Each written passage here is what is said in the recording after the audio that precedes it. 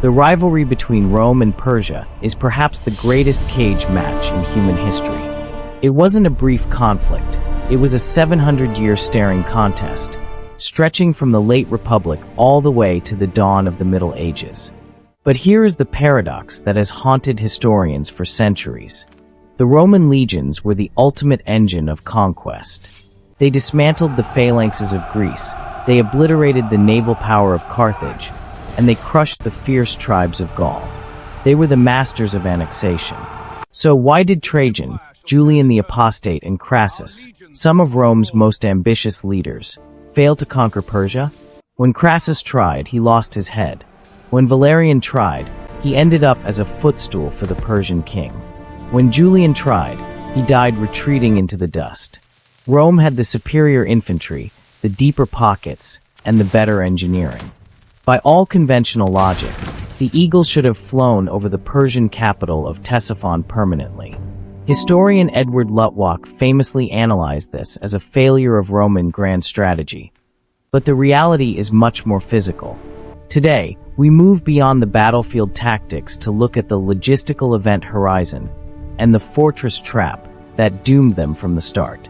We are going to find out why this war was physically impossible to win. To understand this stalemate, we must first redefine the word victory. When we play strategy games, we imagine Rome wanted to paint the map red, turning Persia into just another province like Spain. But to the strategic minds of late antiquity, trying to govern the Iranian plateau was a nightmare scenario. Rome realized very early on that they could not occupy Persia. The culture was too resistant, the nobility too decentralized, and the geography too hostile. So victory wasn't conquest, it was management. They didn't see lines on a map, they saw zones of influence. The conflict was actually a violent negotiation over buffer states. The goal wasn't to rule the Persians. The goal was to hit them hard enough that they stayed on their side of the Euphrates River. The first major hurdle that punished them was the Mesopotamian Trap. To invade Persia, a Roman army had to cross the Syrian desert. This created a strategic funnel. An army of 50,000 men and horses drinks an ocean of water every day. They had to hug the Euphrates or Tigris rivers. This made their movement 100% predictable. The Persians didn't need to guess where the Romans were going. The geography dictated it. The Persians, utilizing their heavy cataphracts, could simply harass the supply lines, scorch the earth, and let the desert do the killing for them. Second, there was the fortress layer. The border region wasn't an open field. It was the most militarized zone on Earth. We are talking about the line of Nisibis, Dara, and Edessa. These weren't just castles, they were land battleships. Massive logistical hubs housing thousands of troops. If a Roman army tried to march deep into Persia to strike the capital, they couldn't just walk past these fortresses. If they did, the garrisons inside would swarm out and cut off the Roman retreat. This forced Roman emperors into the siege trap. Instead of lightning campaigns, the wars turned into slow, grinding construction projects. By the time they took one fort, the campaign season was over.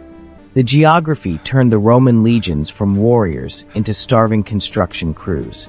Then there is the cost. We often assume empires fight until they run out of men. In reality, they fight until they run out of credit. Transporting grain from Egypt to the Syrian front cost a fortune. Every mile an ox cart traveled, the ox ate a portion of the payload.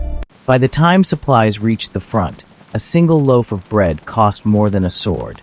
And what was the return on investment? This is where the math gets ugly. If you conquer Gaul, you get gold mines and farmland. If you conquer Ctesiphon, you get sand. Capturing the Persian capital didn't give Rome a vault of assets. It gave them a bill. It was like fighting a war to acquire a mansion that costs 1,000,000 denarii a month to maintain, but has no furniture inside and the tenants are trying to kill you. The loot simply didn't cover the invoice. Compare this to the alternative, diplomacy. In 532 AD, Emperor Justinian paid the eternal peace payment of 11,000 pounds of gold. That sounds like a humiliation, but do the math. Raising a new legion, equipping them, and feeding them for a year cost far more than 11,000 pounds of gold. It was literally cheaper to pay the Persians to go away than it was to fight them. Ultimately, Rome and Persia reached a natural equilibrium. They stopped fighting not because they wanted peace, they hated each other. They stopped because geography and economics provided a hard limit. They were enemies not by choice, but by physics. The tragedy is what happened when they forgot this rule. In the early 7th century, under Emperor Heraclius and Shah Khosrow II, both sides decided to go all in. They ignored the costs. They ignored the geography. They fought a definitive total war that lasted 26 years. And what happened? Rome technically won. They burned the Persian heartland. But the cost was the total exhaustion of both states. They bankrupted their treasuries and bled their manpower dry. And right at that moment of weakness, a new force rose from the southern deserts, a force neither side had accounted for, the Arab conquests. Because Rome and Persia had spent 700 years wrestling each other into exhaustion, neither had the strength left to stand against the tide. They broke the equilibrium, and in doing so, they broke themselves.